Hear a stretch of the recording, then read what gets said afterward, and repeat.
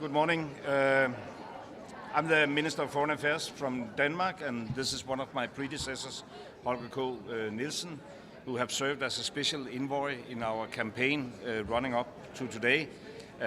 We are from totally different parties, and this is a clear signal that the Danish commitment to serve in the Security Council is a Danish commitment. It's not only the government, but it's with broad support from the Danish Parliament, and we are very satisfied with the outcome of what just happened, and we are glad to take upon global responsibility and contributing to maintaining international peace and security, particularly important in this divided world of today.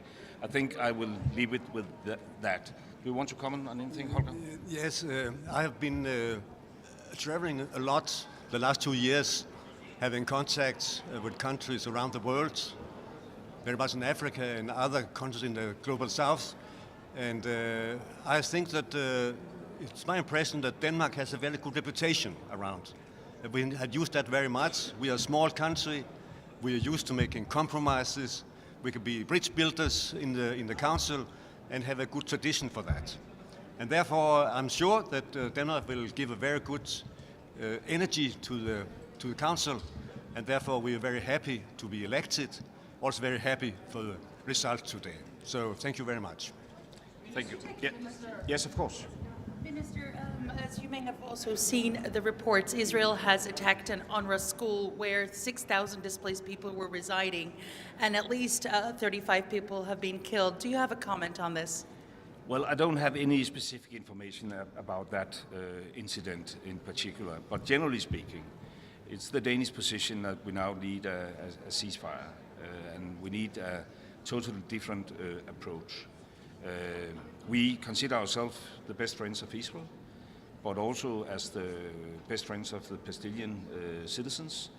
We can see a clear distinction between Hamas as a terror organization and the civilians. We are facing a humanitarian disaster. We need a ceasefire, and we need, upon that ceasefire, to build a long-lasting solution. And in our perspective, a long-lasting solution is a two-state solution. And hopefully, now being elected member of the Security Council, we can work hard in order to achieve that effort. Does Denmark condemn this attack? I don't use that word because I don't have any specific information. We realize that Israel have the right to protect herself, but we have been emphasizing since the 7th of October last year that must be in line with international law and international humanitarian law. And without being a lawyer or judge or anything like that, that's just a political adjustment or assessment. We have been calling for weeks and months for a ceasefire because what we are witnessing now is a human catastrophe.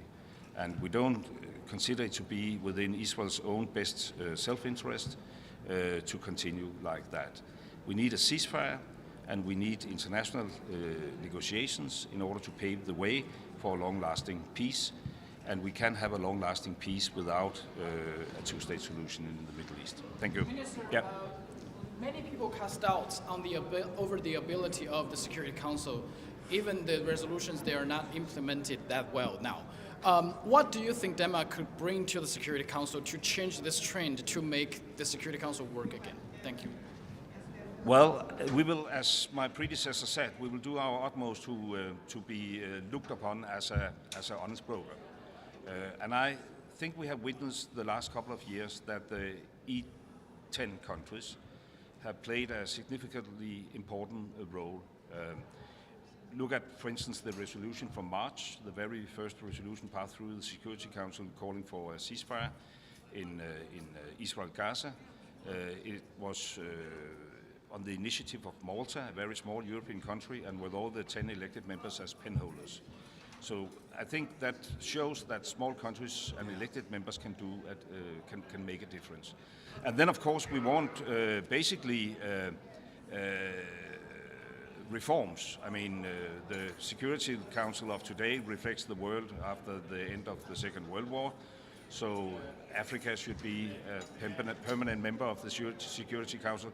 It's not something we can change overnight, but we will continuously working for reforming the UN institutions. Thank you.